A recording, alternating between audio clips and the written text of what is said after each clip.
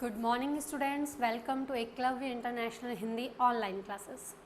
Students, आज से पहले टॉपिक में हमने विशेषण में पढ़ा था विशेषण का अर्थ, विशेषण की परिभाषा और विशेषण के भेद। विशेषण का हमने अर्थ पढ़ा था कि जो शब्द संज्ञा या सर्वनाम की विशेषता बताते हैं उसे विशेषण कहते हैं। विशेषण के भेद में हमने पढ़ा गुणवाचक विशेषण, परिमाणवाचक विशेषण, संख्यावाचक विशेषण और आज हम उसका प्रकार 4 यानी कि नंबर 4 भेद सार्वनामिक विशेषण पढ़ेंगे। गुणवाचक में आपने पढ़ा किसी व्यक्ति का गुण, उसका आकार, उसका दोष, रंग, रूप, उसकी अवस्था के बारे में हम जानकारी प्राप्त करते हैं। परिमाण, जैसा कि मैंने नाम से अर्थ बताया था, माप या तोल, किसी भी वस्तु का माप या तोल अगर हम उसके बारे में बात करते हैं तो वो हमारा होता है परिमाणवाचक विशेषण, जिसमें 1 किलो, 1 लीटर, 2 मीटर आदि वस्तुओं का हम माप या तोल करते हैं। संख्यावाचक विशेषण, संख्यावाचक विशेषण में भी मैंने आपको ये बताया कि जिस विशेषण में हमें निश्चित संख्या का बोध हो, जिसमें हमें एक निश्चित संख्या का बोध हो, जैसे कि 3 हिरण बगीचे में कूद रहे हैं, मैंने एक संख्या बताई 3, वह संख्या कैसी है? निश्चित, इसलिए यह निश्चित संख्यावाचक विशेषण। इसी का मैंने दूसरा भाग बताया निश्चित में अनिश्चित संख्यावाचक विशेषण, जिसमें मैंने आपको बताया कि यदि हमारे पास में कोई संख्या कैसी है? अनिश्चित है, नाम से पता चल रहा है वो निश्चित नहीं है, जैसे कि थोड़ा, कुछ, ज़्यादा, कम, ये सभी अनिश्चित होते हैं, तो ये अनिश्चित संख्यावाचक विशेषण में आते हैं। आज हम विशेषण का नंबर 4 भाग सार्वनामिक विशेषण पढ़ेंगे। सार्वनामिक विशेषण, हम सबसे पहले नाम से ही अर्थ निकालेंगे। सार्वनामिक, सार्व से हमें ये याद रखना है सर्वनाम, सार्व से हमें याद रखना है सर्वनाम। सर्वनाम कैसे? कि जो सर्वनाम शब्द, जो सार्व से याद रखना सर्वनाम, सार्व से हमें क्या याद रखना है? सर्वनाम शब्द किसकी विशेषता बता रहे हैं? संज्ञा की विशेषता बताते हैं, उन्हें हम सार्वनामिक विशेषण कहते हैं। जो संज्ञा शब्द, जो सर्वनाम शब्द संज्ञा की विशेषता बताने के लिए प्रयोग किए जाते हैं। कौन से शब्द? सर्वनाम शब्द। और विशेषता किसकी बताते हैं? वो संज्ञा की विशेषता बताते हैं, उन्हें हम सार्वनामिक विशेषण कहते हैं। सार्वनामिक विशेषण को संकेतवाचक विशेषण के नाम से भी जाना जाता है। 2 नामों से जाना जाता है सार्वनामिक विशेषण को, एक संकेतवाचक विशेषण और एक सार्वनामिक विशेषण। संकेत का मतलब होता है कि वो आपको किसी न किसी बात का क्या दे रहा है? संकेत बता रहा है, किसी न किसी बात के बारे में आपको वो जानकारी दे रहा है। तो सर्वनाम वो हमें किसकी संज्ञा जो शब्द है उसकी विशेषता बता रहा है। कौन बता रहा है? हमारा सर्वनाम शब्द। तो यहाँ किस शब्द का प्रयोग किया जाएगा? एक सर्वनाम का प्रयोग किया जाएगा। किसका प्रयोग किया जाएगा? सर्वनाम का प्रयोग किया जाएगा। उस सर्वनाम को पढ़ते ही हम जान सकते हैं कि ये वाला सर्वनाम शब्द हमारी संज्ञा की क्या बता रहा है? विशेषता बता रहा है। एक विशेषता और होती है इसकी कि जब भी ये शब्द आते हैं, जब भी इन सर्वनाम शब्दों का प्रयोग किया जाता है तो ये सर्वनाम शब्द कहाँ जुड़ते हैं? इसके लिए आपको ध्यान रखना होगा, ये सर्वनाम शब्द हमारी संज्ञा से पहले जुड़ते हैं। किससे पहले जुड़ते हैं? जो हमारी संज्ञा है उससे पहले सर्वनाम शब्द जुड़कर उसकी विशेषता को बताते हैं। उदाहरण के रूप में हम देखेंगे,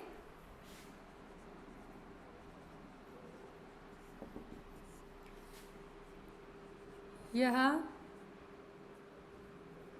पुस्तक मेरी है। यह पुस्तक मेरी है। इसमें क्या हुआ? इसमें हमने देखा कि स्टार्टिंग में, शुरुआत में हमने एक सर्वनाम शब्द देखा, यह। शुरुआत में हमें एक सर्वनाम शब्द मिला, वो है यह। लेकिन यह के आगे हमने पढ़ा पुस्तक। पुस्तक क्या है? एक संज्ञा है। पुस्तक एक क्या है? संज्ञा है। तो पुस्तक से पहले एक क्या शब्द जुड़ा? सर्वनाम शब्द जुड़ा। पुस्तक से पहले जो कि हमारा एक संज्ञा शब्द है, उसके पहले एक सर्वनाम शब्द जुड़ा, वो है यह। तो ये सर्वनाम शब्द हमारी पुस्तक की क्या बता रहा है? विशेषता बता रहा है कि ये जो पुस्तक है वो किसकी है? मेरी है।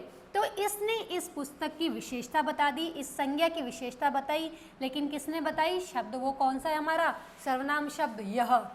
कौन है? यह। और यही सर्वनाम शब्द का हम जब देखेंगे, इससे हमें यह पता चल जाएगा कि यह उदाहरण हमारे सार्वनामिक विशेषण का उदाहरण है। यह उदाहरण किसका है? सार्वनामिक विशेषण का उदाहरण है। दूसरा एग्जाम्पल देख सकते हैं हम इसका।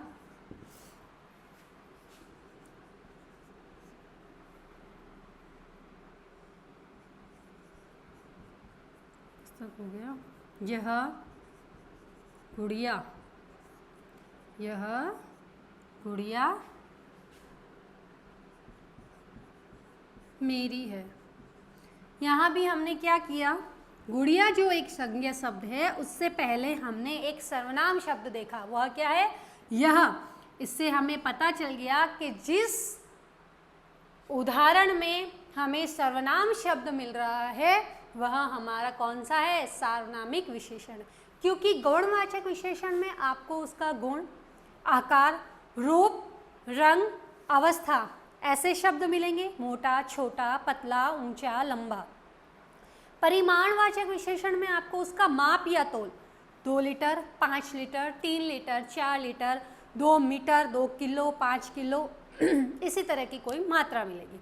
संख्यावाचक विशेषण के उदाहरणों में आप देखेंगे 3 हिरण, 4 बंदर, 5 पतंगे आसमान में उड़ रही, जिसकी आप गणना कर सको, जिन्हें आप गिनती से गिन सको, वह हो गया आपका संख्यावाचक। लेकिन जब हम भेद में आते हैं, सार्वनामिक विशेषण के भेद में, तो वहाँ हमें यह, वह, उस, ठीक है, कोई, इस तरीके के क्या मिलते हैं? सर्वनाम के शब्द मिलते हैं। और वो सर्वनाम के शब्द हमारी संज्ञा शब्द से आगे जुड़कर उसकी विशेषता बताते हैं।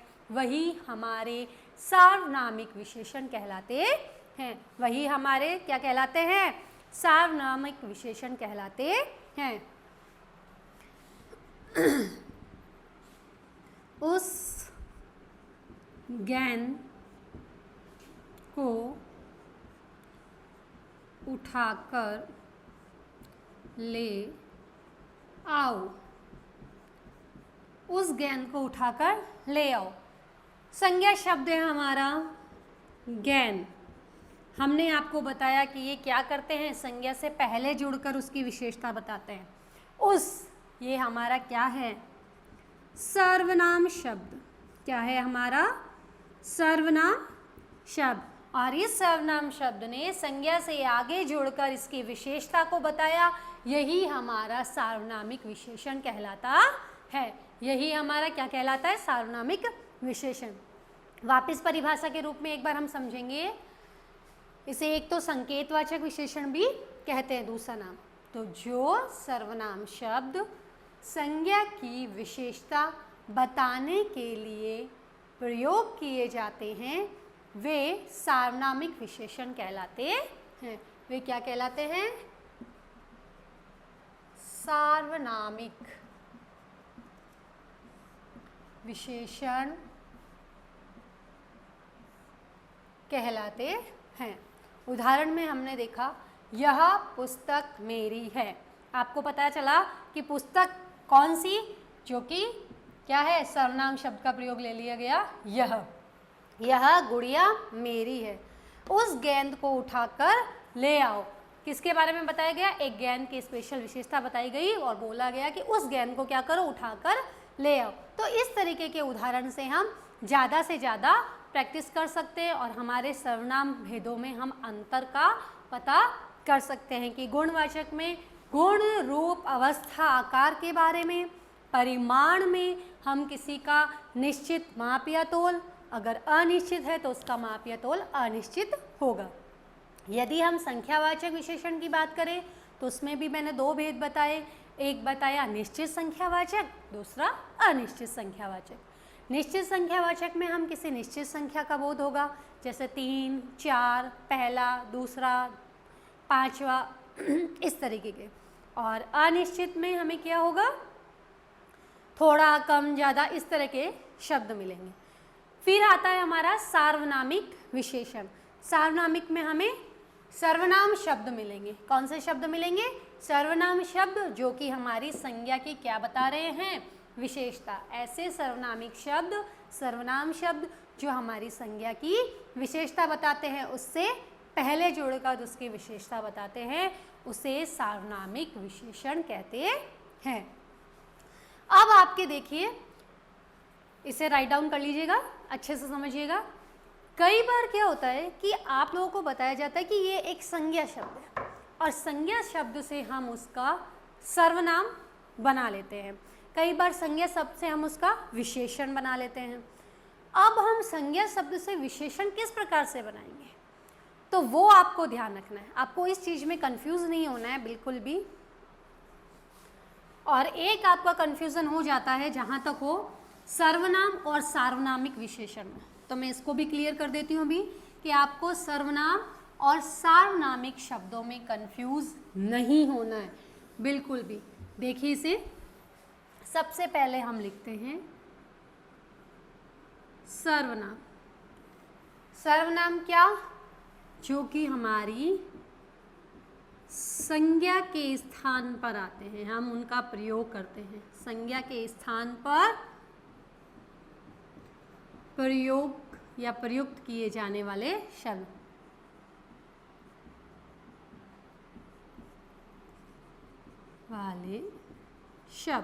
ध्यान से समझिएगा इसे।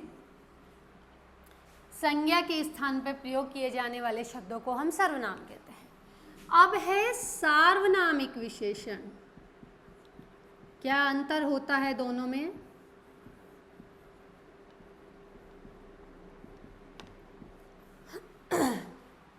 सार्वनामिक विशेषण वे जो हमारी किससे पहले, संज्ञा से पहले जुड़ते हैं। जो शब्द संज्ञा से पहले जुड़ते हैं,